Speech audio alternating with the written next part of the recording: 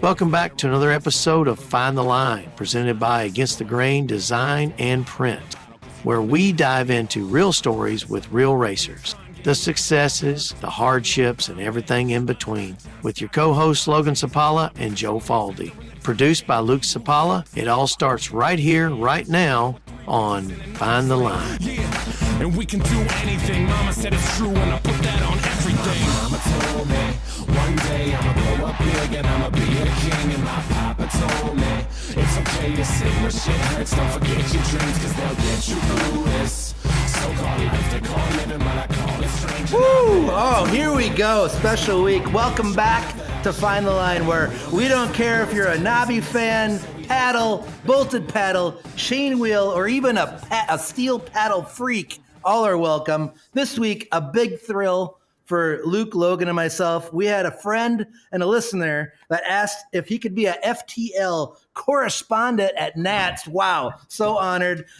He's a member of Team Flatlanders. You know the guys, 2 in the pink, 1 in the stink. He's an old school 380 club. We're in that club. We're old school 380 guys. A D17 life member. He's a great racer and even a better, awesome Hillclimb ambassador. Ladies and gentlemen, the number 693, Dylan Brady. Dylan, how's it going, bud? Not too bad, guys. Thanks for having me on. Oh, man, we're so excited. And like we said in the intro, you had reached out to Luke and Logan and us and asked, hey, you guys got anybody that's covering the Nats for you? And thank you for thinking of us. Nationals has been a fixture of all of our growing up, our childhood, everything. It's such a huge weekend. And man, I just got stoked when you asked if you could be a part of the team here. And thank you. So tell us, Ohio, the Pioneer Motorcycle Club, how was the weekend? Man, it was an awesome weekend. I mean, first things first, I told Les, Jared, those guys that weekend too. Those guys put on an awesome event. Record turnout, 3 days worth of events. Just a top-notch event. Those guys knocked it out of the park. Oh, that's awesome. I mean, for those that don't know, we're talking about, in our sport, hill climbing, this is the Amateur Grand National Championship. It's a 1 weekend event that combines everybody from basically all over North America. And don't let anything of the amateur cloud your mind. These are fast people. The only thing that separates this racing from others is what you can do. No fun fuels, no fun tires, right, Dylan? So we're talking race gas and knobbies, right? Mm-hmm. Yep. And just a lot of SX4 Plus and M5Bs. Well, I mean, that's what works. And we saw this was in what town in Ohio is it? Waterford, Ohio. Ohio. About an hour south of Zanesville. Okay. And it's like basically as far away in Ohio as you can get from. Yeah, I think actually if you walk southeast through the club grounds about 3 miles straight through the woods, you'll cross the river into West Virginia. You're close. Okay. I'm pretty sure it's like 8 hours for us to get to Ohio and then 16 to get to Waterford. Wow. Because you come in at the very top of the state and go all the way down here. Yeah. I'm embarrassed. I have not been there. My motorcycle has been there, right, Luke? Yep. And you got that sick trophy picture there from it. So I can say at least one part of me was there, but I feel I'm just embarrassed. I've never been there. I got to get there. Man, you're right. If that bike hadn't have showed up, I'd have put it on the box on the 380 that weekend. Good job, Luke. But no, so we're talking about the Amateur Grand National Championship, and it's AMA sanctioned event. And Luke, Logan, Dylan, myself, since we've been little kids, it's been the highlight of our summer. Growing up, racing Midwest, D16, D23, for Dylan, D17. And we race all summer, and then we get to meet our buds from Massachusetts or Illinois or wherever, and we all gather up. And it seems like they do a pretty good job. A lot of times it'll be 1 year on the East, then back to the Midwest, then back to the East, back to the Midwest, because there's families that we're seeing of or clusters of race groups all over the country, but they're heavier in areas. And we saw an absolute record turnout. Over 700 entries this year. That is so unbelievable. Is that what you heard, Dylan? Over 700? Yeah, and that didn't include I think they took 32 for Verticross. So just, massive turnout. That's amazing. It's so great for so many aspects of the sport. So great for the promoter, number one, because 700 entries is around $45,000. So that's awesome. And 700 entries means that our sport is strong in the middle of the Midwest in Ohio. And we're finding, I was wondering, was there riders more from Kentucky, West Virginia? Did you see any faces that you hadn't seen in a while, Dylan? I mean, obviously, people, things change, people get older, things like that. I mean, it was really, I mean, there was obviously a lot of like West Virginia, Pennsylvania, Ohio. I mean, obviously, your guys' area always shows up big numbers. You know, the guys out east, like I was talking to Logan about this earlier because he was like, man, I don't get it how they get such huge entries. Right. And it's like they're in like the perfect spot. Like, with the exception of you three and a few other like really dedicated D23 guys, most of them aren't going to make that 20-hour trip to Monson. Right. And then with the exception of a few dedicated guys out there, they're not going to go 20 to Red Wing. Right. But they'll all drive 12 to Waterford or Yeah. whatever it is. So, I mean, it just kind of, it's just close enough where everybody's like, I'm going to go to that one. Right. When we were talking the entries, though, and what's possible, I mean, we saw at Bay City, we had tons of entries, the last nationals that we had there. That money does a lot of really good things. Number one, it's so important that they spread that nationals around to different clubs because almost every single hill climb is a club, right? And clubs need money and it's hard to get, right? Like we're not having 10,000 fans come into these amateur events, but these nationals, if you have a nationals, your club's probably guaranteed success for at least 2 years after that, depending on, it could be less, could be more, but that's a lot of money. And what I love is that it gives support to the clubs that have kept the sport around and thriving for so long. And that's what's so important about nationals going to places like this, that the people need it. I think it's really, really important for clubs like Red Wing or Munson, Massachusetts, or other places to get this. For the most part, like for our club, it's like a real sharp peak that goes way up and then just a steady decline all the way till you get to the next national, and then another sharp peak and then a steady decline. Well, Maybe we're just doing it wrong, but like back to like what Joel was saying, like, if a club knows what they're doing, they can put on a national and they can make enough money where they can float 4 or 5 years. Oh, I'll get kind of low. Let's put it for their national.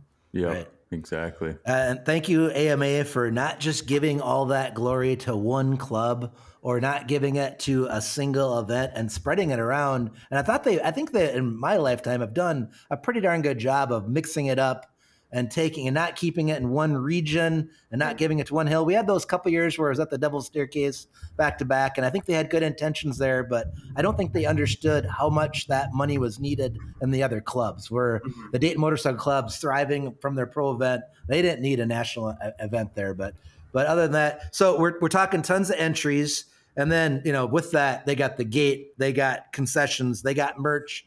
Was there what you saw a lot of non-rider spectators there, Dylan, or was it mainly just rider spectators? I think it was mainly like just riders and their families. Okay. They had two really good vendors on site. But I mean, besides that, yeah, that place is so kind of like far deep in the woods. Okay. And then I think they're probably an hour from the closest like city over 10,000 people probably. Mm-hmm. I mean, Okay. that town of Waterford, it's small. Right. Well, then it sounds like I don't know the Pioneer Motorcycle Club, but even more so, they needed this nationals probably because we see it like in the professional ranks, like hills like the Brick Mine, where we just had Jay on, and the biggest town for them is just a couple thousand people, and even if everybody from town comes, they ain't getting $50,000. Right. All right, well, hang on. We got to back up. We heard something about vendors, and I know Joel needs to know about what kind of food they had down there. Thank you. Yes. Man, just burgers, fries, $4 snow cones like the size of your head. Nice. They had some donuts, some mini donut deals it just looked like mini, like just something you get from like a fair. Oh, like wow. miniature fried funnel cakes. Oh, let's go. They were pretty top tier. I don't We know. can get back to the racing. Yeah, now. I don't know if I'm trying to think like the best food vendor, and I gotta say like Columbus, the Chinese one. That's way up there. That's pretty good. That's pretty damn good. But I mean, there's the Billings, the taco guy. Taco guy at Billings is pretty good.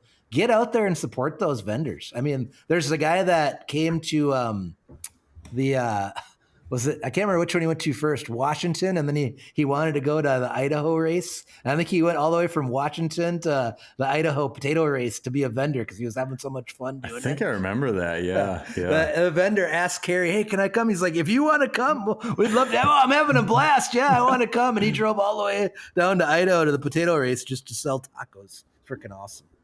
That guy's dedicated. No kidding. So tons of entries. Last year, I believe it was the first year, the Indian Motorcycle Club trialed the 3-day running of Nats. And I thought it was a brilliant move on the Indian Head Motorcycle Club. And I think it was Mark Agnes that was talking about it. And he was saying, what their goal is that a lot of people, and especially for us when we grew up, that was our vacation.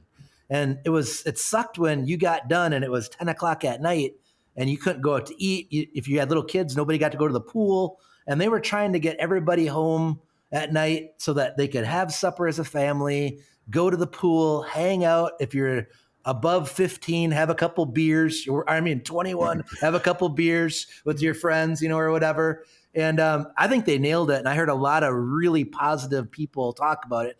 They weren't dealing with 700 entries. But what was your opinion, Dylan? I think you missed out last year at Indian Head. So this was your first experience with the 3-day format. But what was your opinion on it? I mean, I think it worked out pretty good. I mean, obviously, we've all been in the Nationals and all that stuff. Can you guys ever remember going to a Nationals and they do trophies on Sunday at 2 in the afternoon? Ooh, no. I don't. No. That's what they did. They started trophies, I think, 2:30 in the afternoon. And so for me, obviously we're all here in the different time zone. I'm like 1:30. I'm gonna be out of here by 3. I'm gonna be home by 10. Sweet. Whereas 2 years ago at Monson, Fortners and I were the last ones to leave that joint at 9. Damn, Pioneer Motorcycle Club saved you 3 monsters for work on Monday, didn't they? You probably didn't need to over caffeinate or nothing. No, just knocked it out. Yeah, it was nice. Getting home at to me, if you get home from any hill climb on a Sunday night before midnight, you get out of there at a pretty good time. Yeah, that's epic. So it used to be back in my day, the old timers, we'd show up Friday and we'd have tech inspection on Friday, and then we'd have 1 round of racing Saturday, 1 round of racing Sunday. So how does the format go now, Dylan? Are you guys checking in Thursday night, or do you do all the check-ins on Friday, or how does that work? I know I talked to a few people that got there Thursday. There was enough people there Thursday that they said, "Hey, you're already here. Let's just get you through tech." Sick. But then they opened tech at the normal, 8, 9 o'clock Friday morning, and they did tech all day. Nice. Okay. While the racing started at Perfect. 2. That makes sense. So the guys, so the guys that didn't have to, that weren't in classes that raced on, Friday, they didn't have to be at the hill early Friday morning. They could still get in at their normal noon, 1 o'clock, get out, unload, check, all that stuff. If frickin' Logan was not having a race on Saturday, we would have been blowing in right at frickin' 8 p.m. on Friday to get our tech inspection, because he would have had to do his frickin' 10-hour shift on Friday. Then we'd have to haul our ass all the way there, some crap. So I know how that is. It's all about maximization. Yeah, I got it. Yeah, you got it. One other question. Were the people there on Thursday all Californians, Dylan? No, they were the ones that got there Wednesday. Oh yeah. Well, I mean, the people there with their tents up Tuesday, were they Californians? Well, I know they posted that if you show up before this time on Thursday, you're gonna sit. Like, we're not opening the gates till noon on Thursday. If you're there before that, you are literally gonna sit there and wait on us.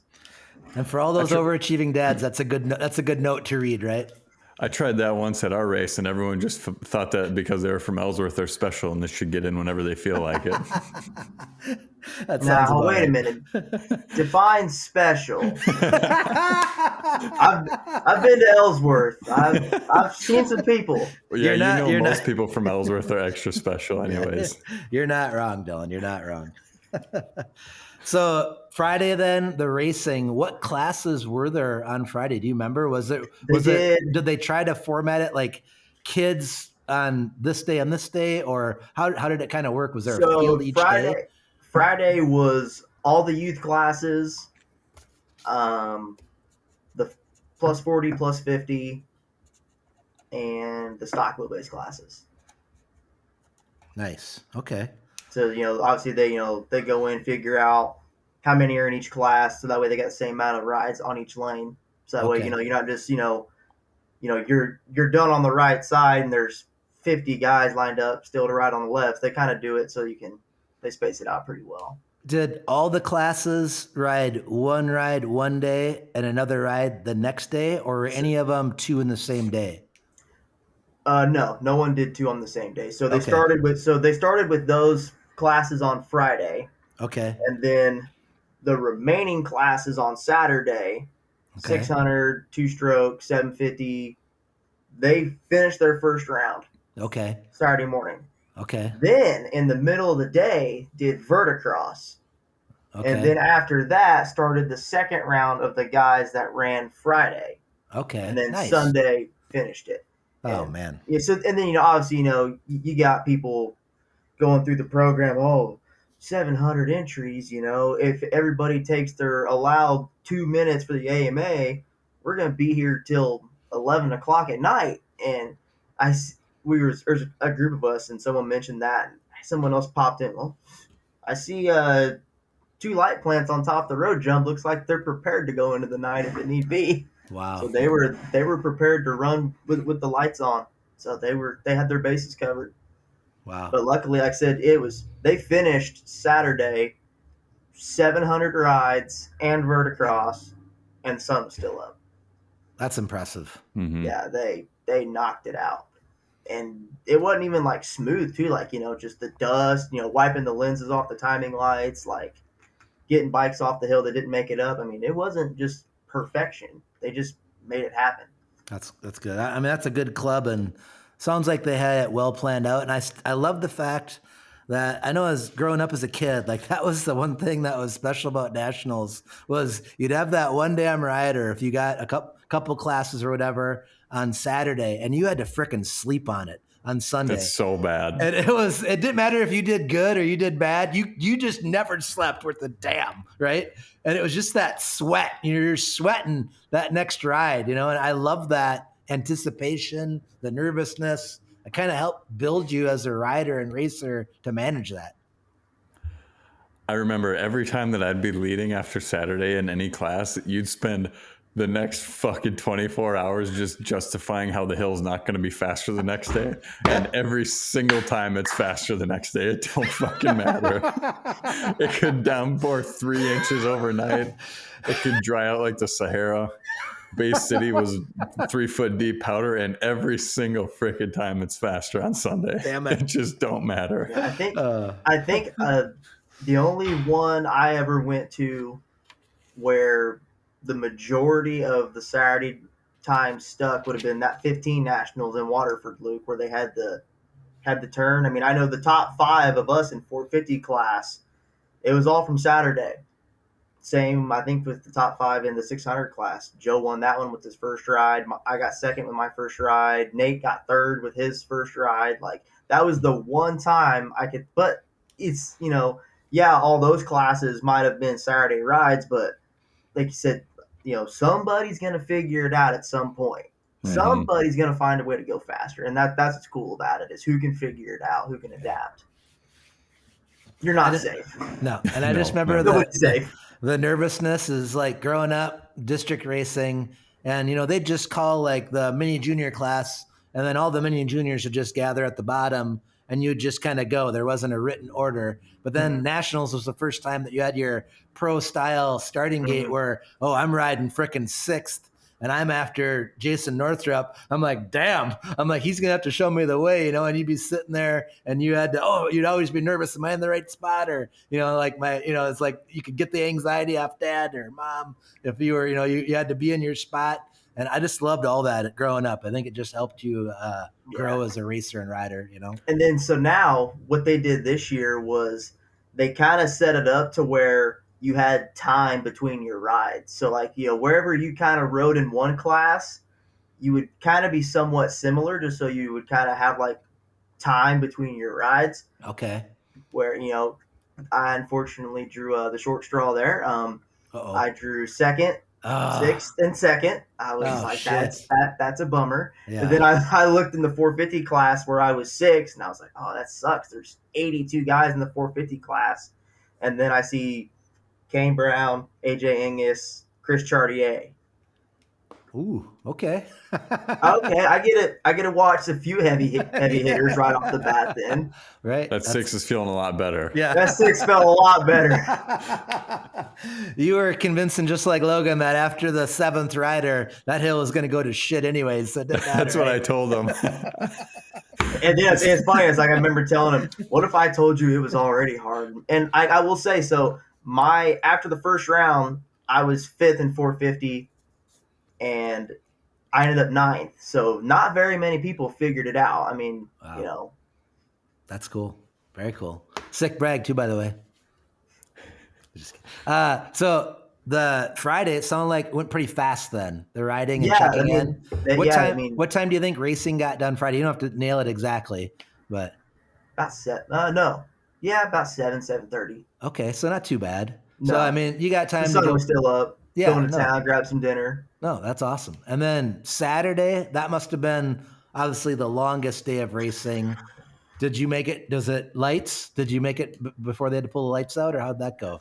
No, when so like I said, they started, with the classes that didn't run Saturday, right? So very first class on the right hand side, 4-stroke class. I was number 2 in 4-stroke. Oh. The very last class of the day on the right hand side was open stock. Okay. So I ran 4-stroke.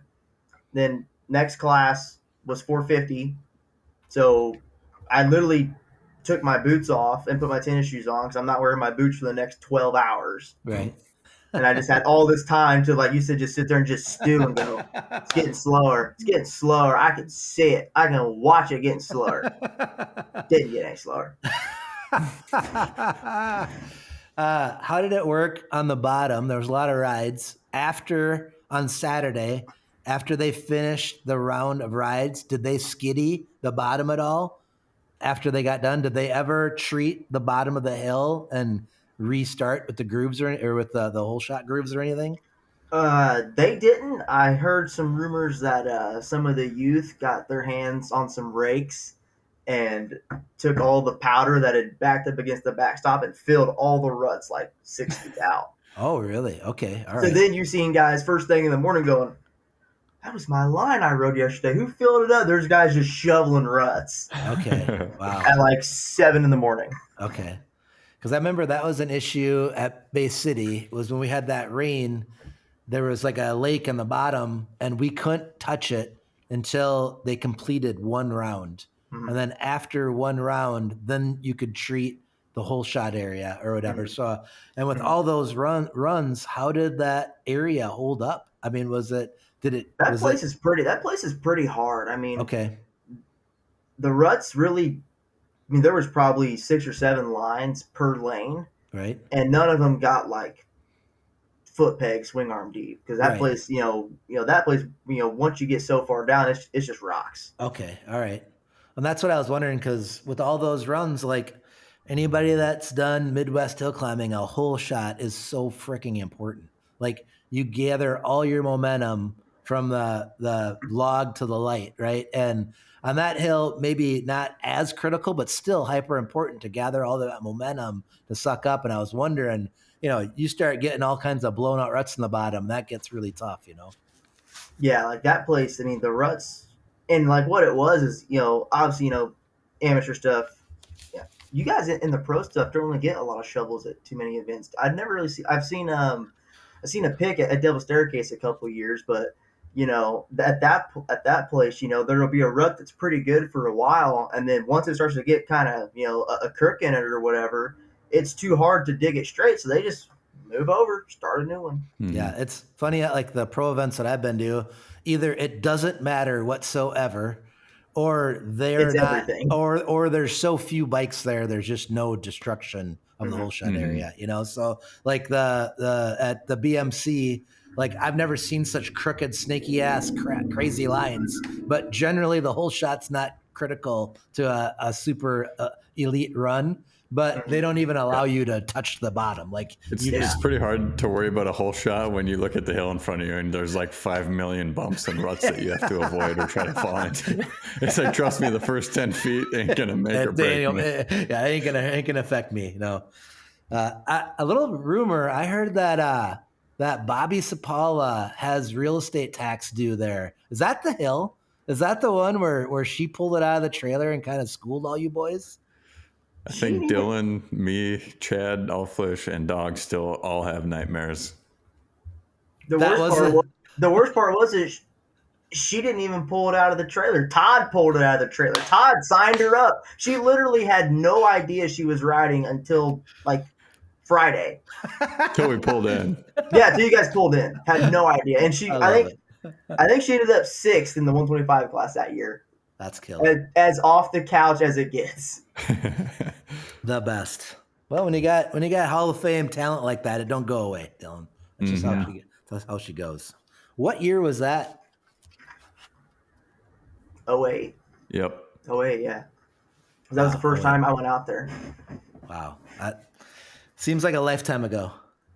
Yeah, that it does. That's cool. It's crazy. The weather. It looked hot. It looked kind of dry. But then I was watching Jason Brown, and man, his 500 was just hooking. I mean, was the weather the same pretty much all weekend? Did you get any rain? What was it like? And what were the traction conditions kind of like over the weekend? Hot, dry. You're talking about Jason's 500 hooking, but I've never seen a video of any hill where that bike didn't hook. True. That thing's pretty gnarly. Like we still talk about his plus 40 run at Monson that would have smoked everybody if it hadn't at 12 o'clock team halfway up the hill. That's those 500s when you're least expecting it. Oh yeah.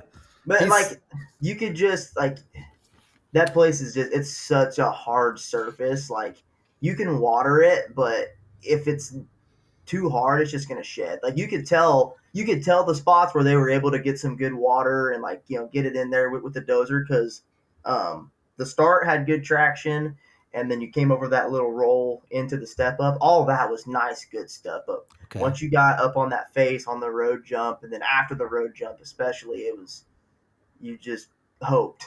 Yeah. In a way. Did they ever water it, or is there water capabilities there for that, or? Oh yeah, I mean they've got ways to water. They've got lanes cut all through up there. I mean that jump up the top, it's about as wide as probably a D5, so you could drive a water truck across it. They have ways to do it. It's very hard soil, and then once you get underneath it, it's just shale rock. So you can do a little bit to it, but there's only so much you can do.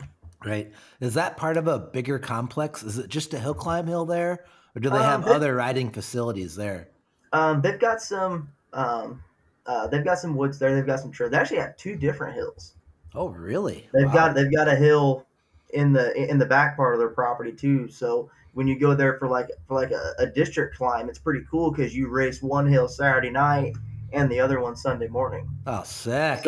So that was always a pretty cool draw to go out there. Was you get 2 hills for your money. That's neat. Oh, how fun! Yeah. Dang it! And they're pretty different too. I mean, the one in the back is kind of a more D17-ish style hill where it's kind of timing breakers, that kind of stuff. Whereas the front hill's kind of more, put it on the stop, let her sing. Right. Very cool. What was the farthest person? Was there, because we've seen damn it, that guy, what's the kid from Washington, Logan? fast Blankenship's. Blankenship's. We've seen Blankenship's come from Washington. Was there anybody that made the trip from far west, Dylan, that you saw? Well, usually every year, like during the riders meeting, they'll say like this person drove the farthest or whatever. I didn't hear that mentioned. I mean, I've seen a lot of guys East Coast, Pennsylvania, Mass, that kind of area. So I'd probably say like the East Coast, District Right. 1, New England Okay. area. One of them guys would have drove the farthest for sure. Well, I'm really hoping Matt and all of the people at Carnegie have been starting is it D36, Logan? Is that what that is Yep. out there? They've been starting the D36 amateur hill climb series, and that's how it starts, right? And that's what's a potential for these members is go to the nationals, win a national championship, and Carnegie just creates unbelievably talented hill climbers. And I was hoping, I was praying, I just wanted there to be some of those new D36 members to make the trek, but hopefully there's some that we just didn't hear about. But that's the future. Let's hope that we can get some of them to pull out there. I think once they get a little more involved and see what's going on, I think there's some real possibility of that That'd be in the awesome. future. At least I hope so. I hope so too. It's so good for everybody, for AMA, just for the experience for the families. I mean, Dylan, your whole life you've grown up going to nationals, right? Since you were knee high to a grasshopper, you guys have been traveling a little bit here and there, right? Yeah, my first nationals was 98 in Red Wing. Cool, very cool. And it's what great memories for you and your family, and to go to all these different spots and go there and realize, I just drove day and night and I got someplace and we all like the same thing. It's pretty cool. Yeah, it's cool. You meet some all right characters along the way. They're all right. They're all right. Cheese Some curd of them toting not so fools. all right. Yeah. Hey, look, every year I go out to the staircase and it's just we'll work for cheese. I will push bikes all day as long as I get a bag of curds and it's all over with. Oh, that's great. From the weekend, then I haven't heard, but who do you know offhand who the youth rider of the year was, and the rider of the year, and the senior rider of the year? Yeah, let's talk some results. I'm so curious because I've not seen the breakdown or the actual result sheets that I wanted to. Yeah, youth rider, your boy Vincenzo. Woo! Yeah, Vinny. He swept all 3 classes he entered, and won mini King of the Hill. Hell yeah! Woo! He cleaned him out for sure. That's impressive. Oh, that's awesome. Did you hear at the last District 16/23 race at Red Wing, he was like just a couple tenths away from making King of the Hill? Jason Lavin told me that because we were all talking about it. No, I can't remember if it was 2 Jason tenths. Lavin was telling me about it because we were sitting there watching, the mini King of the Hill. He's like, dude, that kid was like 2 tenths off making overall at Red Wing, and like a few of us were like, okay, kid rips. I gotta see. It might take. He said like he run because Lavin said he won 600 class with like a 7.2 and he ran like a low 8 on a super mini. And I'm like, you're telling me that's gonna on a super mini was only a second off of your 500 at Red Wing? Wow. Vinny and his brother just ride so hard, and they just get everything out of their bikes, and they're such good kids, always smiling, seem to always be happy. Their dad's just awesome. Got their bikes just looking shared all the time. I just appreciate his dad so much. Those bikes are just perfect at every moment. I love that stuff. Yeah. Very cool. Well, while Tom's looking, so then rider of the year, who got that? Rider of the Austin Kuhn. Oh, nice. He won 200, 400 stock, open stock, verticross, King of the Hill. Wow. I mean, it's hard to not take home Rider of the Year when you come home with 5 number 1 plates. Yeah, wow. So Dylan, it's kind of a hard argument to make. Yeah. Was he in the 2015 year? Did he race too on the stock bike? Because I think didn't he win King of the Hill on stock or something? He's the one that won King of the Hill with fast time of the day on the stock bike. Yeah, that's he what rode I thought. that same stock bike in the 400 class and the 200 class. 10 years later. Yeah. So I was talking to his dad, ironically, and he was like, after, because he raced a lot of stuff back then. They put that bike up after the 2015 season, It literally sat in the barn until this year. They pulled they pulled that 15 250F out of the barn just for this race. Holy cow. Yeah. That's impressive. And you said he won 5 classes? Technically, I mean, 200, 400 stock, open stock, verticross, King of the Hill, 5. Wow. I don't think you can do much. impressive. You can't do much better than that because you can only enter 4, right, Tom? Yeah. Yeah. So unless you win, the only way you could do better is if Vinny could win mini King of the Hill and enter himself with the super mini into the King of the Hill, and then he would maybe win 6. Yeah. That's about the only way, right? And it's like, talking about, like the results side, just this is probably one of the most wild nationals I've been to as far as like results. Like, okay, like I just told you, Austin Kuhn won King of the Hill and Verticross and was Rider of the Year. He got the number 10 seed in King of the Hill. He almost didn't even make it. Which is crazy. That's crazy. Yeah. Like, just insane. Like, the 450 class was just like the top 8 in the 450 class was King of the Hill. When you're And talking then like 2 other guys. King of the Hill, I mean, I know you're not going to remember all of it, but some hills it's 7 open bikes and 2 500s and a 450. But what was the feel? Was it all smaller bikes in the King of the Hill here, or was there a mixture, or was there any open bikes in there? I guess. Nope. It was 9 450s and Jason on the KX 500. Wow, jeez. And you said he was the only one to qualify from the left, right? Yes, he was the only one to qualify from the left side. The other 9 came from the right. And either out of 4-stroke or 450. Yeah, it was either out of 4-stroke or 450. Nobody from open, no open class time would have got you in on the right side because it was on the right. Okay, I already hate this hill then. Never mind. Let's screw It wasn't this even that. Like, it was just like a few of us were trying to figure it out. Like, there was plenty of 500 2-strokes and stuff on the right side, 600 class, 750 plus 40 plus 50. Just for some reason, the right side of the step up, the lip just went away from it, where you could just hit it almost as hard as you wanted, and it would just put you right there. Whereas the 600 class, you couldn't hit it wide open, or you'd be 20 foot up in the air on the flat. You had to kind of check up, and with as hard as it was to keep traction after the road jump, that 1 or 2 more mile an hour you could carry on the right side, that was it. Like, Jason ran that 6.9 in the 600 class, and he was in the left lane. He started as far to the right as he could. And then as soon as he got past the point where the hill was his, he went right to the right. Wow. You could see that on that. I think it was the Verticross finals with Austin and Dylan. And like Austin's head is at Dylan's wheel level going on. Yeah, literally. I mean, and obviously, Austin, motocross guy, he scrubbed snot out of it, but still, like, you could just see like the difference in elevation and just how much momentum he could carry. Luke, note 33 minutes, 20 seconds, scrub the snot out of something. That's a new saying. We're going to keep that every week, okay? That's going to be our first weekly audio drop. Yeah, that's probably my favorite one I've ever heard in my entire life is he scrubbed the snot out of that one. Luke, we got to put that on a loop so we can play that back, okay? Got it marked. Way to go, Dylan. Yeah, look at that. His first appearance, and he's good at getting audio dubs left and right here. He'll be on every episode. I know. I love it. I know my audience, I guess. So then that's cool. Austin Kuhn.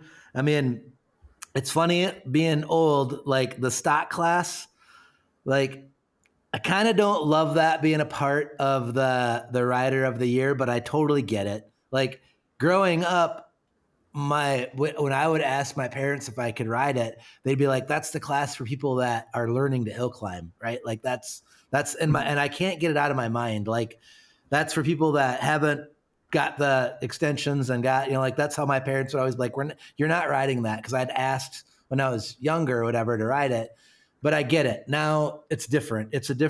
We're in a different time era, but the old timer in me still just loves the 125, 250, 600 open as being part of the King of the Hill, but I totally get it. That's fine. But then also senior rider of the year. Did you happen to have that? Jason. Jason, hell yeah. Woo. He won 600 and plus 40. Nice. That's impressive. That's a fast group too. And there were, so many riders there. Did you say over 80 450s in the 450 class? 82 450s. Damn it. That is impressive. Wow. Huge. I mean, you're talking freaking damn near BMC 450 class numbers there. That's incredible. That's awesome. Yeah. I've been to District 17 races that didn't get 80 entries total. Yeah, exactly. But this is awesome that the AMA put the nationals there, massaged all these people, gave opportunities to people to drive from new parts of the country, obviously. And I love the fact that maybe do we know where it's at next year? Has anybody said, or do we know? I remember like when we were kids, they used to say where it was the next year after trophies, but now it's usually like January, December. They'll say where it is next year.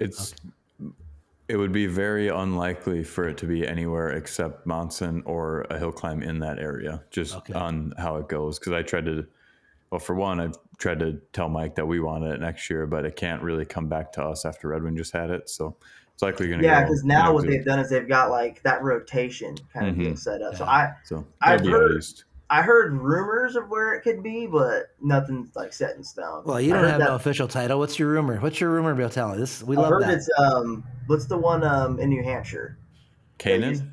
Yeah, that maybe? One. Okay. Yeah, that one. Is that the one with the huge rock?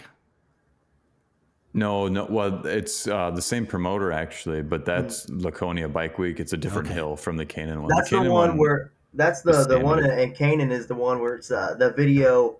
It had been like 13 or 14 where I think it's Vinny on the nitro bike jumping clean over one of the breakers and landing on the final face. There was like a 90-foot uphill just straight to a flat. Yeah, it was like a 30 or 40 foot step up, and he just decided to not let off the entire flat. And it ended up like that's what you had to do, and like the next 6 guys tried to do it after him. Wow. I would have been out. Pass. No chance. I'm not doing that. Not going to happen. Wow. Unbelievable. Congratulations. He says that now, but, the racer in him's going to go, well, okay. He says he want to be the first one to do it. We had that huge, 60-foot step up out of the creek at my home hill for a while, and Logan was like, dude, no shot. I'm like, you act like if you watch somebody do it, you're not going to do it. Come on. You didn't drive that far just to watch someone else do it. You need to come with him at every race still, and I think I will scumbag him into some bad decisions. I love it. Well, congrats to Vinny and to Austin and Jason. That's quite the podium right there for youth rider of the year, and senior rider. That's pretty epic, and great job to all. Sounds like all the winners were pretty hands down. Was when you came to the rider of the year, did everybody expect Austin to get it, or was there anybody that was thinking they had an option to maybe get there? There was 3 different people that you could make an argument for any of them. You could have made an argument for any of them. You could have made obviously the argument for Austin. 5 number 1 plates. Evan Fyock won 450 with fast time of the weekend. Won the 2-stroke class. I mean, that's pretty high caliber when you take home fast time of the weekend. Then local to me, Dylan Buchanan. He, after Saturday, was leading 4-stroke, leading 450, sitting on fast time of the day. He ended up taking home more second places than you could ever imagine. I've never seen a 15-year-old look so mad in my entire life. Oh, no. He ended up second in the 200 class to Dominic Lindy. Dominic won that one. Second 200 on an OG 200 2-stroke, actually. Jeff Jack's old bike. Yes. Yeah. That thing's legendary. Yep, second on that. He got 7th in the 250 class. He rode Fortner's YZ250 that had his Woods motor in it because the race motor was blown up. Oh, dang. Second in 4-stroke, second in 450, second fastest time of the day, second in King of the Hill. Just ouch. Yeah, he went from very happy Saturday to very not happy Sunday. Oh, dang it. Yeah. That's But I rough. mean, but then when you look at Rider of the Year, he was just consistently at the top. Right. So it came down to those three people, in my opinion. Yeah. Mm-hmm. He was hoping that I had a vote because I probably wouldn't have qualified those stock class wins as high as second in the 450 and second in the other ones. So I feel for you, Evan. Well, wow, sounds like we're just tapping into the controversy. You know what? Who likes controversy? Against the grain design. And if they have this saying, if we don't hear from them a little bit, then they let us know about it. So Dylan, could you hang on a minute, bud? We're gonna hear from our sponsor. Absolutely. Man, listen up. Against the Grain Design and Print is proud to announce its partnership with Find the Line. Against the Grain works with clients to build their business and racing goals through the design and production of premium stickers and decals. We offer one-of-a-kind subscriptions for a flat monthly fee that can save you hundreds of dollars. Custom mailers, white label printing, motocross graphics, and anything else you can think of, we have you covered. It's time to print your passion. Visit atgdesign.co or email sales@atgdesign.co. Hey there, Find the Line listeners. We will always be looking for partnerships for Find the Line. Please email findthelinepod@gmail.com to see how we can work together to grow your brand. Once again, that's findthelinepod@gmail.com. Now, let's get back to it. Woo! ATG Design. Oh, for anybody that follows me on Insta, I mow my lawn every Monday, and my lawnmower is effed. I ran into the frickin' deck tonight, and I had to lace it together with frickin' zip ties, and ATG to the rescue. I saved my old stickers. I'd cut some out. I didn't want to see those zip ties. Bam, gone. Old number plate over the lawnmower. That poor frickin' lawnmower has been through hell. Can you explain to me how you hit a deck that doesn't move and hasn't moved in at least 20 years? Well, I don't know if anybody else has this problem, but I try to mow my lawn as fast as I possibly can, and I will not hesitate for anything. And I was like, oh, there was one weed underneath my deck, and I'm like, I think if I top the edging there, I could just hack it quick. And I was looking down trying to just hammer it quick with the edge of the mower. Wham! Right into the thing, exploded the hood of the lawnmower. Guess what happened? Never stopped. I put my hand on it, wide open, finished mowing, ran down as normal, zero maintenance to lawnmower, shut her down, started hammering zip ties in it. I'm like, God, I don't want to look at this. And I looked into my shop, saw a couple old ATG Design 31s that Luke had made for me last minute for a different bike.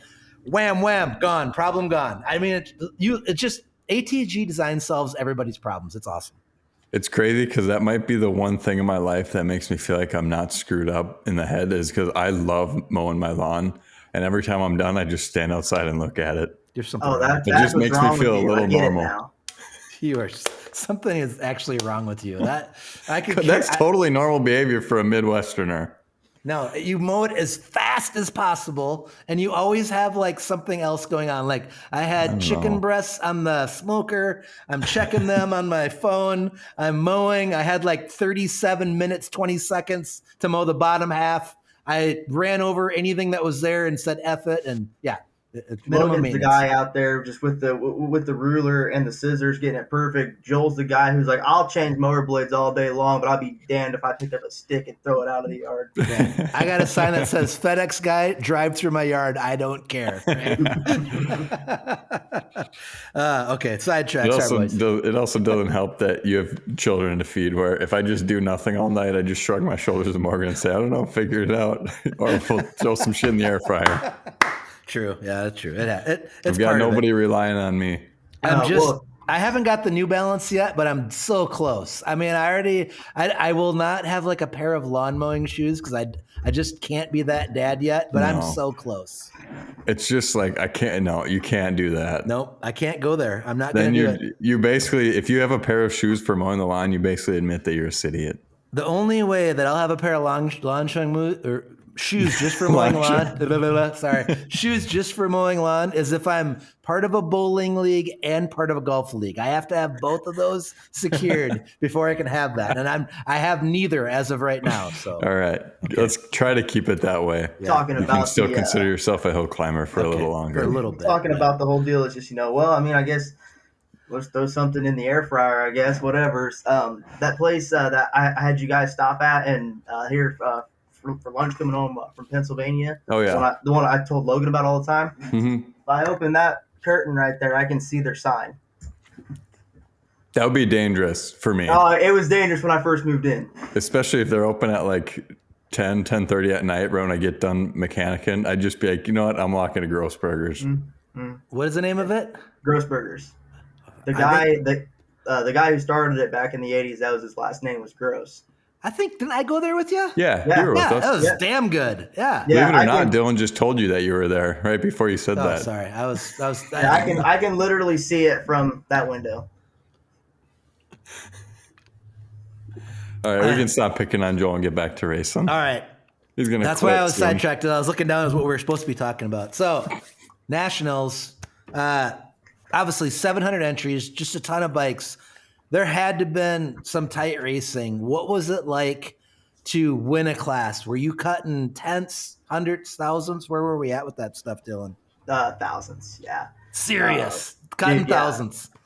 Four-stroke class, top 3 times. 6823, 6830, 6831. That was your top 3 in 4-stroke. Top 3 in 450 was 6699, 6790, and then 6791. So I saw Jamie Deere try to do this once, but we have 2 highly educated. We have a mechanical engineer and damn near an astronaut and Luke.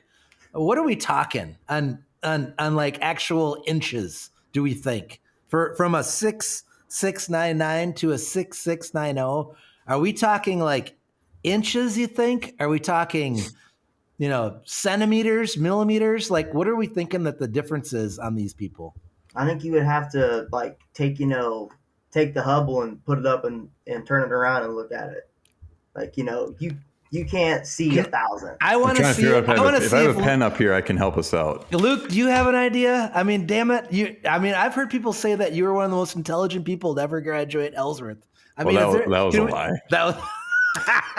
That's also not saying much either. That's like low bar there. Mid grade, if at best. I'm very curious because how long was this hill, Dylan? 300. 300 feet. So, 300. I mean, that's damn near Red Wing Hill. It's very similar. That's 300-foot hill, right? What was the fast time? 6.7 something? 6699. That was fast time of the day. And then you said second was 6.690. No, right? 6790. 6790. And then third was 6791. Oh. So that class, the top 3 were within a tenth. So there was somebody that got 1,000th. They were 1,000th of a second faster. Yeah. That's what Jay Sahlstrom did to me. Why I only tied Logan the one year is he beat me by 1/1000th of a second for the twins tie American Hillclimb. So I know whoever you are, 6.791. I feel you. I've been there. Jason. It was Jason. It was Jason. Okay, I feel you, Jason. On Steve's 450. Oh, dang. Wow. And then like 4-stroke was 6823, 6830, and then 6831. So top 3 in 4-stroke were 8,000ths apart. Wow. Dang. That's some tight racing. Yeah. What were they missing any times? Was there any issue with lights or timing? I think it was less than 5. That's awesome. All right. Hey, good what job. was second place in the 450 class? I'm still doing math over here. 6790. All right. So from that to the first was almost a full 10th. I'm figuring this out once and for all. I mean, I'm guessing 6791. I'm guessing that 1/10 of a second on that hill, if you were head to head, I bet you lost by maybe a foot. Let's just say like 12 inches, because how many times have you been racing and you're racing your buddy and, maybe his front tire's at your axle or whatever. That's, roughly a foot or whatnot or something like that. But, when you're talking 1,000th, I mean, that's got to be like counting knobs, right? Like, knobs. That was the difference. That was the difference between wheeling over the light and your back tire breaking the light, and the guy in front of you, his front tire hit the light. super well-known fast guy once told me to always break the timer with your front tire. I think that is something people forget about. That is ultra important because you just never know when it's going to come down to that micro amount of time, right? A really fast guy told me to start the timer with my rear wheel, but stop it with my front. Well, I mean, good. I would make Still live carnage hard of on that. that. Yeah, I would. That's tougher. That's a little tougher. Oh, That look was at Tom. actually you that told me that, Logan. That's surprising. You got old fashioned there, Tom. You going high class on us? I tried to go to the bathroom and ended up making an old fashioned. I don't know what happened. Look at you. I just saw that on Instagram where a guy's like, I've tried to make a protein shake 7 times, and every time he comes out with an old fashioned. Yep. That's great. So I mean, when you have that many entries, and on a hill that's pretty manicured, you're going to get some tight racing, and it proved to be. It was tight, but isn't it just funny how I've been to events like that where it's tight, but you can just see it. How the hell can you just see somebody that is that 10th faster? But when you watch it, it's like, yep, they got it. You know, isn't that wild how you can just see it, can't you? Yeah, and like so, for example, like the Evan with the 6.6 in the 450 class, he literally just jumped 10 feet farther than everybody else did. Wow. That was what it was. Like that Honda just hooked, and it just took him that little bit farther. Wow. Where he just had a little bit less shit to deal with. Right. While Tom's doing math here, was there any riders that were injured over the weekend? No. That's awesome. Great. There was a couple of pretty gnarly wrecks, but nobody left. And that's what I was wondering because the videos. Charlie, I'm pretty sure. Well, I guess technically injury. I didn't see what happened, but Charlie Angus ended up getting stitches and then coming back. Oh shit! He What had happened? stitches. I can't remember which one it was on. I think he had stitches in one of his knees. Oh no! And then he come back and he still raced. Put it on the box. Man, they're tough. Them Beldenville kids are tough. It's a little town there from about 30 people. Was that? Did he get hurt on Verticross or was it racing solo? I think it was one. It must have been one of the solo rides. Just I mean, you know, I don't remember which ride it was because I don't remember him going down on one. It just must have just been like a really hard landing off that road jump and caught his knee on something like that. That's the next question I had. Yeah. That one hurt a lot of people's equipment. I lost count of people who broke chains or threw chains. Really? Wow. I was going to say, I've watched about every video that I can find so far of these rides, and I don't think I've seen one person land good off that jump. Yeah. I mean, none of them looked pleasant. Yeah, Mike Woods' ride in the senior looked like it really hurt when he landed. I was like, ouch.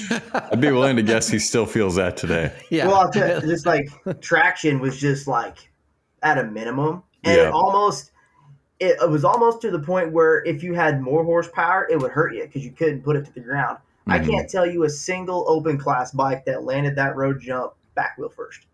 Yeah, I believe they all just plowed into it. I saw Kieran's winning ride, wasn't it? Yeah, he plowed into it. Yeah. Bummer. It looked like he almost nosedived like into the hill. It didn't look as painful as some of them, but I can't imagine it was real good. I got a video of Chris that I sent him, Chris Chartier. He hit so hard it blew his hands off the bars. Oh shit. Wow. Dang. And it put his chest right into it. He said he was sliding down and like he's sliding and we're all thinking like he ain't moving.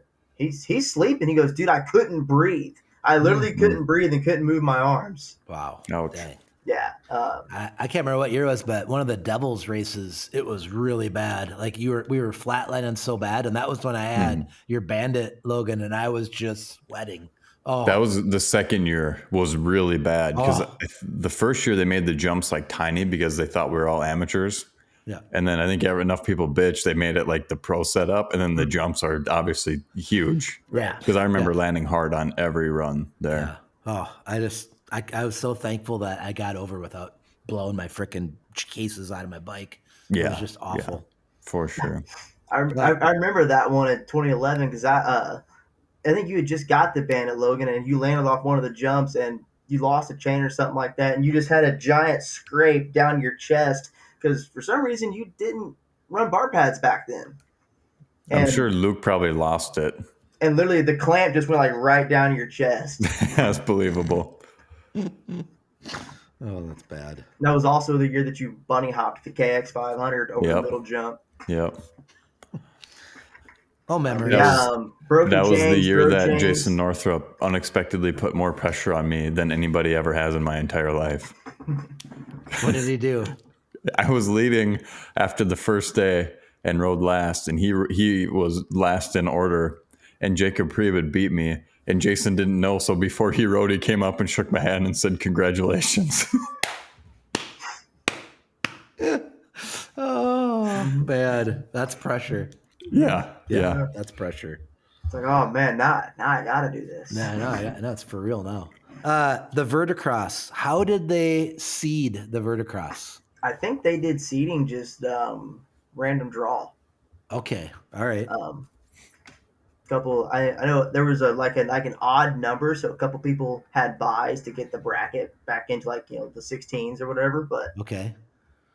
So was it qualified? Could anybody enter, or was it only so many that qualified out of the class, or how did it work? I don't remember seeing a limit in the entry forms. They just said you had to be on a 450 or a 500 two-stroke, and you had to be 16. Okay. So I don't remember I don't ever remember there being a limit. Do you remember how many people actually started? Because I mean, usually it's 32, but there was a lot more than 32 people there. Was there for that had the option? Were they over that? I think they were right around it. I think that right. I think they were just under it because they had like they had a few people get buys to make it like back to like an even round. Okay, and then was there actually a national champion crowned from that or no? Mm-hmm. Yeah, there was. Austin. Okay. Okay, cool. And I didn't know. It come down to him and Dylan Nichols. I didn't know if it was like a promoter class where there wasn't a championship. Nope, there was number one plate, and it was cutthroat. It was single elim. Okay, wow, all right. Win and go on, lose, back to the truck. Wow, that's good racing for the crowd, and and then even then like that was wild just because like Chris Chartier lost like second round, heavy hitter lost it deep. Abby Lindy, she made it to the round of 8. Wow, awesome! Just because how gnarly that hill was, they're just trying just to kill it, get everything they could, and she was just smooth. Yeah, nice. And she ended up 6th in the 600 class against everybody. That's great. Hell yeah. And the Verticross, was there, you were saying before that the one side of the hill was better. Was there wins from both sides of the hill, or was it basically just one side of the hill was winning? Austin won a few from the left lane. Okay. Abby won, I think, her first one or the second one from the left lane. There was a few wins from the left lane. Okay. It was funny. It started off like Verticross started off with some pretty some drama, I guess. So they had those start gates, the singles. Okay. And they had a few people that weren't racing Verticross be like, hey, just pick the best line in the right lane and the best one in the left. That's where we're gonna put the gates. And they told them in the riders meeting, you can be up on the gate, you can be back against the log. We don't care as long as you're in this rut. So the first round, the guy on the left lane, he was up against the gate, and guy on the right side was against the log. So as soon as the gate dropped, dude in the left cut right over on him. Oh, Jesus. And then the guy on the right went back across and passed him on the big end. And he come down, and when he passed the guy that cut him off, he kicked his front tire and looked back at him and shook his head, and they were doing some jawing back and forth. Woo! Oh man. And then obviously, that jump getting so just dry and hard to stick a landing. This is one of the few left lane victories. He was actually behind, but he just landed, and when he bounced, he spun 90 degree and just went right in front of the other guy, and they both went down. Oh shit. Nothing crazy, obviously. It was kind of a, a low speed collision, but I had never seen a collision in verticross in person, at least until that. And like when you were talking about the two first people starting, like that guy crossing, although I get it, extremely entertaining and would probably be the very first clip on every promotion video. I fucking hate that shit. Right. Like I hate it. Like that's how people get injured. That's how people get taken out of the sport. Yeah. Like I do like, let's just race each other and see who's faster. That's why I like to hill climb and I don't motocross, you know, but I get it. I mean, you don't have to do it, but I hate that shit. Like, let's just see who's faster, you know, but I totally get it. But yeah, so that's my soapbox. I got to stand on it every now and then, you know? Did you race the verticross, Dylan? No, I know better. You know, but I know better. You're a wise man. That could be my future too.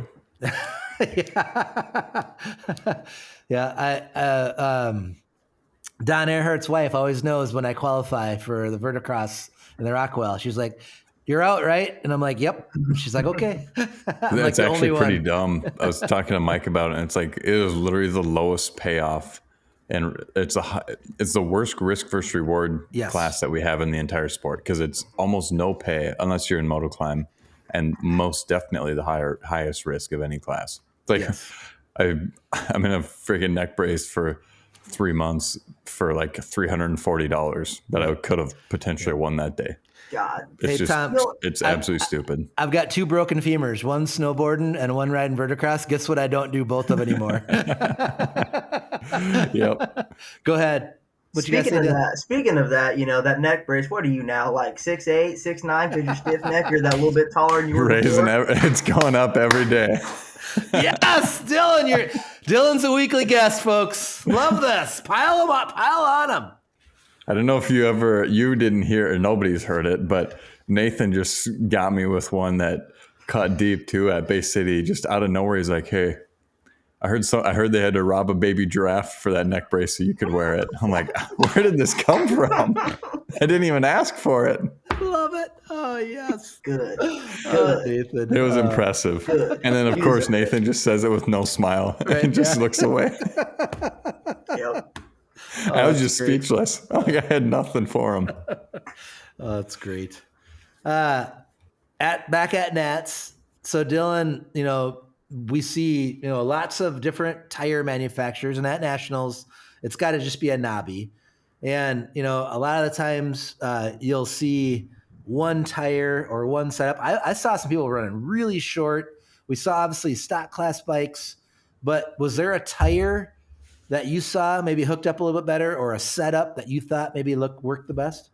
I think like a lot of people were like going back and forth, you know, just trying to figure out a tire. But I think really what it kind of came down to was your chassis, the shock, like the guys who were stiff enough to take the road jump, but yet the rebound was slow where it didn't just spring back up on them. Because the guys that rebounded fast, they blew the wheel and they were done, you know. Right. Yep. It was kind of like the guys whose setup were, I don't want to say slow because obviously they weren't slow, they won, but they built the momentum. They never lost it. Where, you know, the super, you know, the high horsepower open bike that says, you know what, I'm going to get to this point and I'm just going to crack the throttle. That was the one that just blew the wheel off of it, and they didn't do nothing.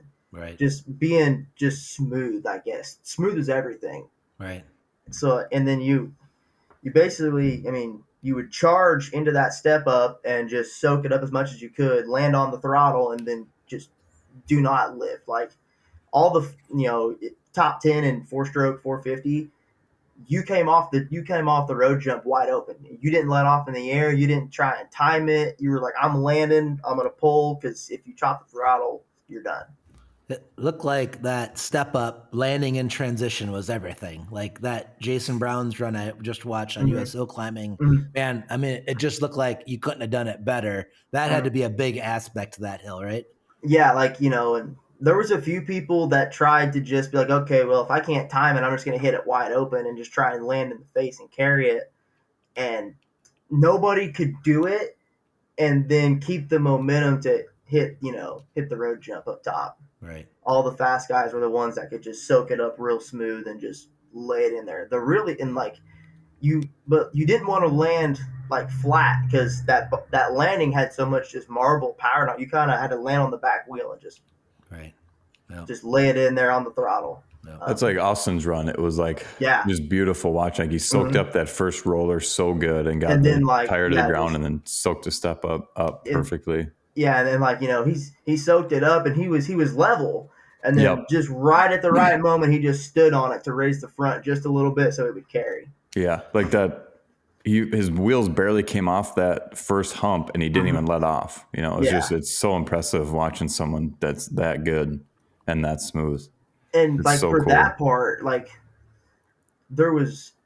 you could do that either way. I mean, I saw a lot of guys that were quick do it like Austin did, where they rolled it and got a huge drive out of it. But I seen a lot of guys that were just as fast that charged out of the hole and kind of popped up and just landed on the throttle right in the transition of the step up. Because then that would just compress everything right then and there, and then they would just kind of bring it up to them. You know what that setup would have been perfect for?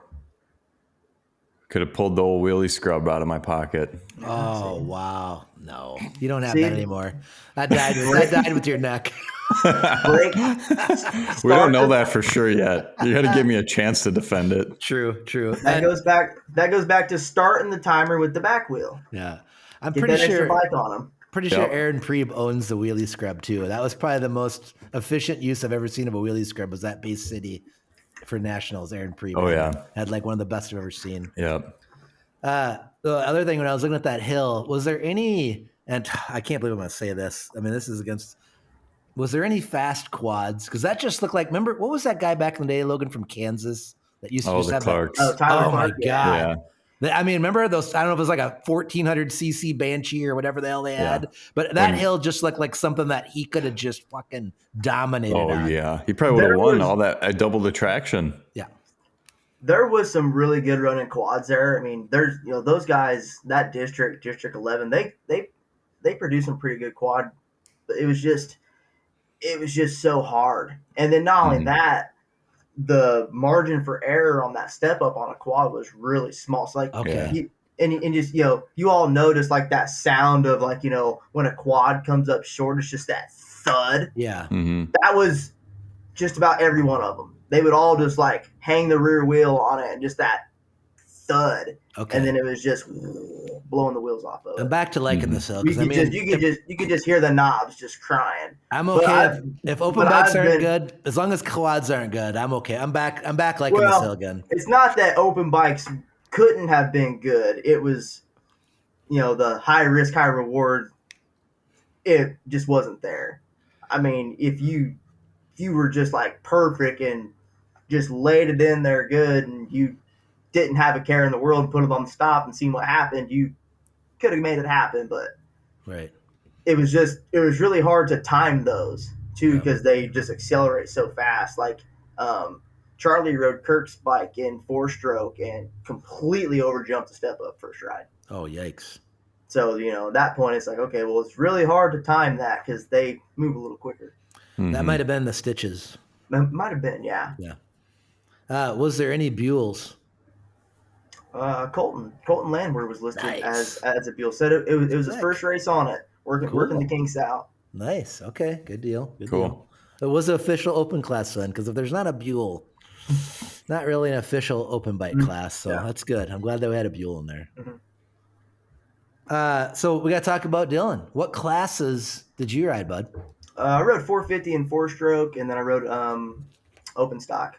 Ended up ninth in the 450 class. That's awesome. 9th in 450? Yeah, not too bad. Hell yeah. That's great. And you were telling us you hadn't been on a fucking stretch bike in how long?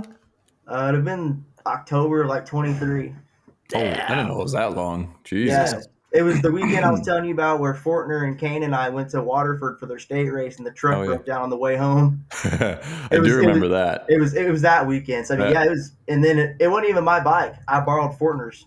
Sick. Yamaha, and then so for that I signed up to 4-stroke just for 2 extra rides, and I needed it because I threw both those rides in the trash. Oh, bummer. All right. Well, I mean, I ended up like in the mid-20s, and there was Okay. 60 dudes in the class, so it Yeah. wasn't a complete loss, but Oh yeah, no. no, trophy or bust. Yeah, you were probably two tenths off top 10ing, right? Yeah, probably. Yeah, no, that's And not much. And then so on Saturday, I can't remember who rode first in the 4-stroke class, but they were late. So I was the first run of the day on the right side of the hill. Ooh, yikes. Nice. It's I guess you should have been late. good. Yeah, you never should have been good. late. Yeah. What were you riding in open stock? My 450, my gas 450. Okay, cool. I think I ended up 12th or 13th. I think there was 27, 28 guys in that class too. So That's awesome. Cool. That's awesome. What were you running for? Did you come out in second in open stock, or did you come out in first, or what did you come out in? come out in second, and then downshifted to first over the road jump just to try to get through the powder on the bottom. Okay. I'm sure Austin on the 450 probably grabbed third somewhere, but he's got a little more talent than I do. He did ride the 450 class, King of the Hill, and Verticross with extensions. He didn't just murk everybody on a stock link bike, so you'll be happy That's to get good. that, Joel. Yeah, that's good. He earned it then. He earned it. The right way. Okay, good. The right way. And I have, thank God, I'm on no committees. My vote counts for nothing but public opinion. So understand that. I'm just some, crazy old man. That's all I got to go off of. So. Stuck in your ways. Stuck in my ways. That's all right. Yep. Well, damn it, dude. That's freaking awesome. What a fun weekend. So you rode 3 classes, and then were you all Saturday, Sunday then, or did you ride it all Friday? I rode Friday in the stock class. Okay. Yep. Stock class. All right. Cool. So I rode all 3 days. So I watched the hill the whole time. Nice. Very cool. Did you guys camp, or were you staying in a hotel, or what'd you do there? No, we stayed in town. In town. Okay. What town is it actually? Waterford? Yeah, and then we stayed just across the river in Beverly. So if you actually come into Beverly, make a right and go over the 30-foot wide river, and you're in Waterford. Okay, all right. So the only thing that separates the two towns is the river. Okay. Was there lots of John Denver shit and stuff like that for like you're so close to West Virginia, or how'd that go? No, just a lot of Buckeye stuff. Okay. Was it? Ohio Did they State. actually play the national anthem, or did they play "Take Me Home"? West No, Virginia? Friday and Saturday they actually had someone sing it, and then cool. Sunday they just played a recording. Okay, nice. Did you see any moonshine? No, I did not. Serious? But I left because I knew there was gonna be. Okay. Probably a good idea. They had a surprise birthday Saturday night for Denny Ripe's 50th birthday. Oh man. So I knew what that was about. I'm going this way. Yep. I'm leaving. Going home. You see people pulling out milk jugs, and you're like, "That's clear liquid. That ain't milk. I gotta go." Spicy water. Spicy water. Got If we it. ever want, It's funny. I got a funny moonshine story about that place. Actually, this was like 2013. Me and the Fortners went over there for a makeup race because back then we ran that district for points because it was close. Okay. And we show up there on a Friday night, and I'm like just turned 21, and we were there with some locals kind of hanging out, and they had some shine, some mason jars, and there was just a little bit left in the jar, and they finished it, and they're like, all right, we're going to go get some more. They got in the car and left the gate. They come back 5 minutes later with a crate. So they went somewhere off site, and it was still warm. So someone's making it over there. And, they're like, oh, yeah, look at this. And Fortner, I don't know if you've, I'm sure, your dad or someone's probably got some Andy Fortner stories, but he can drink. And I'm watching him make this jar of moonshine bubble. And they're like, you can't do that. And so, he's got these locals like stumbling over hay bales and stuff like that. And then Saturday he's racing. I'm holding his 500 for the plus 40 class. And I can see on the other side of the starting area, there's these 2 guys leaning against the post going, "That's that guy drank all of our moonshine. How the hell is he riding?" That's when you guys start telling me, "Yeah, he was born with 2 livers," right? I always told people he's just not a man. That's just what it is. He's just built different. He's built different and he's built better somehow. That's impressive. I wish I was that close. You being a D17 guy, you just call it shine. That's so much cooler. They brought the shine out. I ain't got that lingo down yet. I gotta get down to D17 or closer so I can get that lingo down. But yeah, I said it was just a solid weekend. Cool. Sure. So overall, your whole experience, do you think that the 3-day event better than the 2? Obviously, you had so many entries, but even let's say if it was a normal 400 entry national, do you think do you like having the 3-day aspect of it, or what's your opinion about it? I mean, obviously, I liked leaving the nationals with my everything loaded up at 3:30 in the afternoon. That's always nice, but It's amazing. Logan will agree with me here. It sucked I had to use a little more PTO because I had to take off Friday to drive over there that night. Right. Yeah. But The PTO is like gold. it is, man. Like I save it up till I'm the point that dude, you need to use this. You're gonna quit earning it. I'm one of them. I stockpile it. Yeah. It's like a blessing and a curse. Yeah, but no, it was super. It was nice, just leaving out of there at a halfway decent time, knowing you're gonna get home at a somewhat decent time. I've had plenty of nationals where it's 2:30 Monday morning rolling in, going, man, I wish I'd have took Monday off. Yeah. Oh, for sure. I think I haven't been involved in the nationals, but I applaud the clubs for adapting. Right, like. Mm-hmm. When I was a kid, you could only ride one bike at nationals, and there was still, 300-400 rides at nationals, right?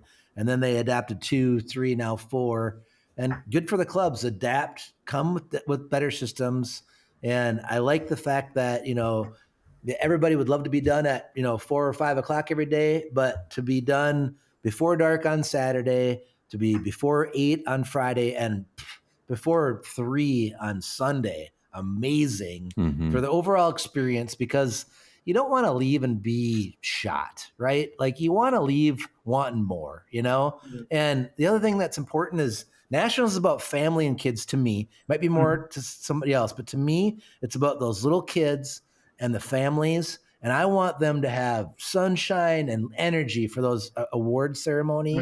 And you get that at 3 o'clock when the sun's going down and everybody's freaking done. You don't get that. And I love the nationals having that Sunday. So those little damn Groms for the rest of their life, when they got that trophy bigger than them, it's sunny and everybody's energetic and proud. I love that. So I think that's a real step in the right direction. Yeah. And there was lots of, and so with that, being early in the day, the kids are still full of energy. A lot of water getting dumped on kids. Woo! Good. A lot of kids dumping water on other kids. Great. The Prebes live on. I love it. That's the Prebe tradition right there. You got to get everybody drenched. I'll die on the hill that the awards need to have the same amount of effort put into them as the event itself. If you're not, it's just lame if you're not. Yeah, and they did a real good job. Huge semi trailer, all the trophies behind it. They had a nice podium set up.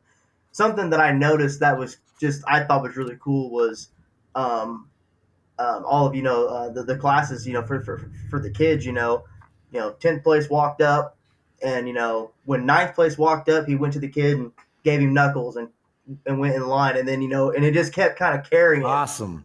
So it was really cool to see that. Good deal. And then, dude, they were killing it. There was like 7 or 8 super minis that hit that step up. Yeah, that's impressive. Cleaned it. So that was cool. They were sending it all weekend. That's impressive. Who did win the micro mini class? The older Haugen. The older Haugen. Him and what's his little brother's name? I don't remember that one off the top of my head. Haven. They went 1-2 in micro mini. Damn. Yep. Killing it. That's I awesome. thought I saw that. I'd ask again because they're a little ATG riders. Yeah, Luke's not asking because he doesn't know. He's asking just to try to get some free press. He already knew the answer to that question. Good job, Luke. You got to rep for your riders. And then I think he also ended up second because Vinny won 65. He won 65 mini junior, and either Super Mini or Open Mini, one of the Super two. Mini. Yeah, and then Super Mini. King of the Hill. Dude from your area, Owen Parrish won. Yeah, no, Mini Open. he's actually local from there, from Ohio. Oh yeah, that's right. He races with you guys a little bit though, doesn't he, or not? No, or maybe you guys just race with him, and that's why I'm getting confused. So we went over there a lot because all right. close. I'm just wrong.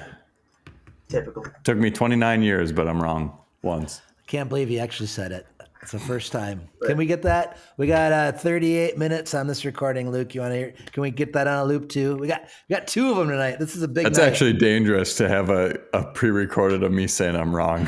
It took 29 years, but I'm just wrong. That's what we're going to leave every show with. That could really come in handy. I'm going to need that clip. Yeah. I'm going to need that soundbite. That'll be on our app. That'll be our free download. That can be your ringtone, right? Yeah. Yeah. Perfect. Yes. Boy. It was super. Yeah, they just put on a phenomenal job. I mean, there was just action top to bottom, good racing. The Groms were killing it. There was like, I think 4 or 5 in the women's class that were just launching that step up for all it was worth. I saw a couple of Abby's rides, and even she was freaking flying too. We were all making. We had like a big old pool of money. Like, okay, she's gotten this, consistently faster each ride. How many more rides is it going to take before she ends up in the 6s? Mm-hmm. Hell yeah. She started, I think her first ride was like an 8.8 or an 8.9 or something like that. And her last run of the day was a 7.4. Nice. So we're like, man, we give her 2 or 3 more tries. She's going to be in the 6s on this thing. She was killing it. And if you haven't got enough, she'll be at Devils, right? Because, I mean, I think it's the top 6. 11, 6? 6 and 7. Top 6 from the East and top 6 from the West. Yep, that's awesome. They took the top 12 from the Micro Mini. Okay, very cool. That's going to be a nice little add-on. As Logan says, we got to watch it, how much we're adding on to the Devils. But I'm pumped to see the girls there getting a rep, and they definitely earn their spot. So that's awesome. You know what? Maybe we just don't want to admit it, but we just say fuck it, and it's open class women and micro minis at Ohio. That's the smartest thing you've ever said in your entire life. Let's go. Besides it, I mean, I know next year you're gonna say let's go Buell only for open class, but besides that, that's the best thing you've ever said. I need every advantage I can get. Yeah, I love it. That's awesome. Well, dude, Dylan, thank you so much for reaching out to us. You are a great correspondent for FTL at Nats, and congratulations on your epic weekend. And we want to hear more from you. So I think what we're going to have to do is just every time you race, you're going to have to let us know. So speaking of that, the Team Flatlanders thing, every once in a while we have to, we got to bring somebody new in. So 2 years ago at Monson, we brought in Dylan Buchanan, and they're on his graphics. Woo! Nice. He bought Thor Rick's KX450 last year. So when he got graphics made, Team Flatlanders is on that. So sick. And before we completely abandon this, I did pull out the snorkel, as some would say, and I think I have a somewhat accurate representation of the math and how it works out. Oh, I can't wait. I'm going to shoot all kinds of holes through your theory here. I'm not super confident in it, but I broke it down, and I think we're pretty close. So between the first and second place, you had it was like a 0.091 seconds difference. Mm-hmm. So their times, this is a little bit inaccurate with a few assumptions, but just basing it on what their average speed is, 300 feet divided by that 6.6 or 6.7 seconds, they had a 0.6 difference in feet per second. So that means in one whole second, they're traveling about 6 inches difference from each other, or a little bit more than that, between first place and second. So if you break that down. Joel said half a wheel from like tire to axle, so it was half of that. No. Pretty you close. Break that down 6 feet per second, and you're talking about 0.09 seconds. Oh, I thought you said 0.6 feet per second. So it's less than an eighth of an inch is what I got. This is basing it on average speed, so that's assuming that you start at 0 and or whatever. It's not totally accurate for this type of race, but it's very, very small margins. Tom, I hope you're right, but that is insane if that's true. I'm like 75% confident that I'm right. I mean, typical engineer answer takes 1 hour long and still probably wrong. 75% right. It's probably right, but 1/8 of an inch, I just don't feel that the lights have that tight of a spectrum to determine. It doesn't that. feel right to me either, and that's why I double checked it a couple other ways. But when you break it down to what the average speed is, and that you're only going 0.6 feet per second difference, and knock that down into less than 1/10 of a second, or less than 100th of a second, whatever it might be. I mean, it's So then- obviously a small margin, right? But Very- I can't yeah. believe it's 1/8 of an inch. But So then, back to that. So 2 years ago at Double Staircase, when they had all the issues with the lights and the big class, they were saying, well, maybe they're just going through it so fast that the beam's not even recognizing that it was broken. There was a lot of people saying that that was like the issue. And it's like, Yeah. man, the nitro bike's 10 foot long. Yeah. That- I mean- At some point, it had to have registered that bike was there. and I mean, I think it's similar lights that like NHRA is using, and they're going 300 miles an hour through them. Yeah. Right. So it's Yeah. like that can't be the fact that. But there's a lot to play in it. I remember talking to Rob about it, and he had talked to Farm Tech, and they actually the last year had got even faster eyes to help counteract it if that was it. But there's just a lot going on.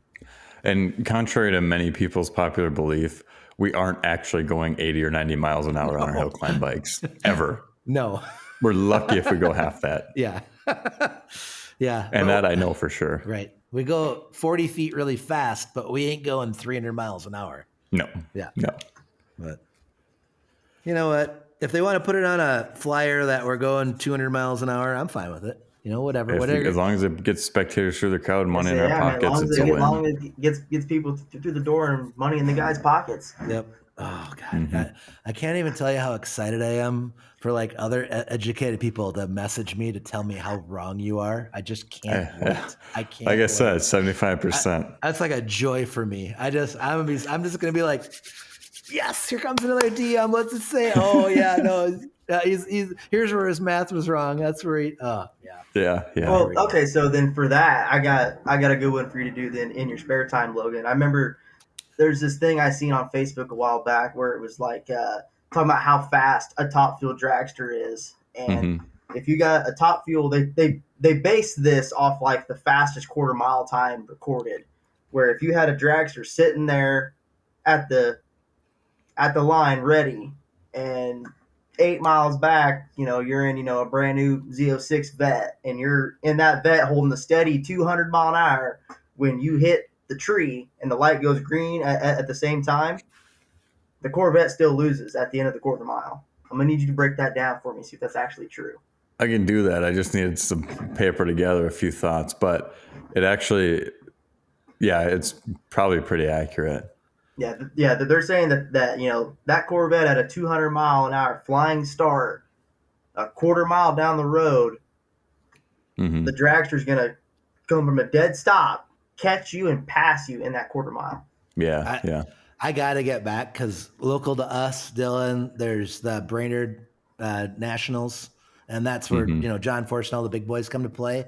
And it's been 20 years since I've been there, but it is. If you haven't seen it in person, it's it's crazy. Oh yeah, like it's on my bucket list to go. I can't remember. And I'm going to murder it, and here's what people will say to me. But the fuel lines are like 1 inch, and they're pumping nitro into them, right? And I think they burn 16 gallons of fuel in a quarter mile. So think in 3.8 seconds, they got to pump 16 gallons of fuel into those cylinders. That's fucking crazy, right? Yeah. Well, it's a lot of pressure. when you're in the stands, you're, I don't know, 300-400 feet away if you're halfway up the stands. And if you're holding a tap beer, when they go by, the beer foams up in your cup. That's how much they shake you. It is like when you see it in person, you're like, it feels like it's not real because they go so it's fast. so quick. Yeah. And it's from a dead stop. It's like, it's incredible. It's cool. Like even nitro bikes, they're like on the verge of hydrolocking when they're running because there's so much fuel going through them. A top fuel car is definitely the same way. Right. Yeah. But it's unbelievable. Cool stuff. Cool stuff. Super cool stuff. Yeah. Well, you know what? Screw Brainerd. I'm going to Jamie's track because there I will get educated. Yeah. How far are you from that, Dylan? Is that? I know for me, closest NHRA is actually Indy. No, but where the hell did the Throat Smasher and Jamie buy that track? I think it's in It's Ohio. got to be closer to Indy.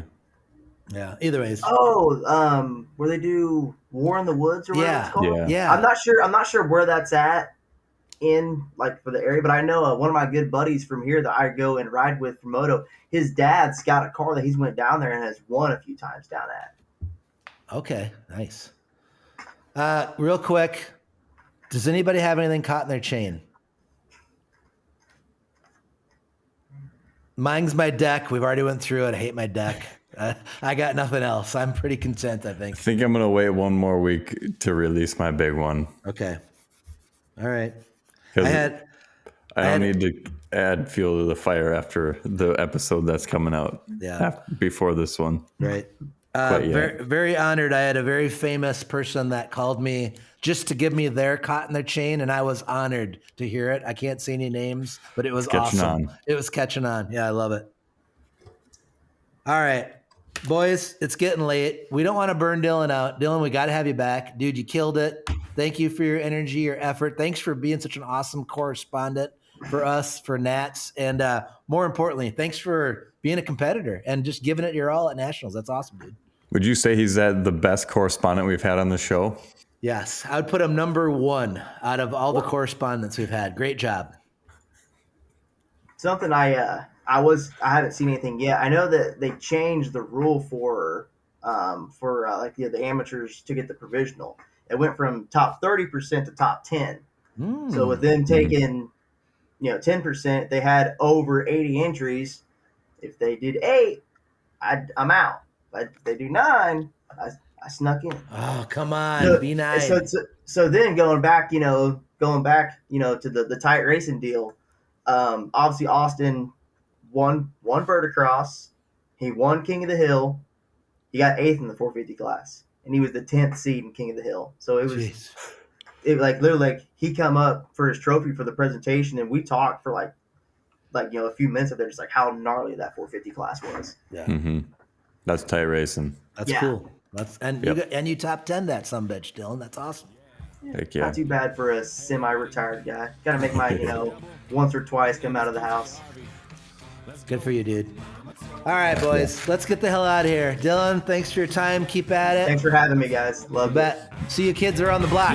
Yeah, come on. My mama told me one day I'ma grow up big and I'ma be a king. And my papa told me it's okay to sit when shit hurts. Don't forget your dreams, cause they'll get you through this so-called life they call living.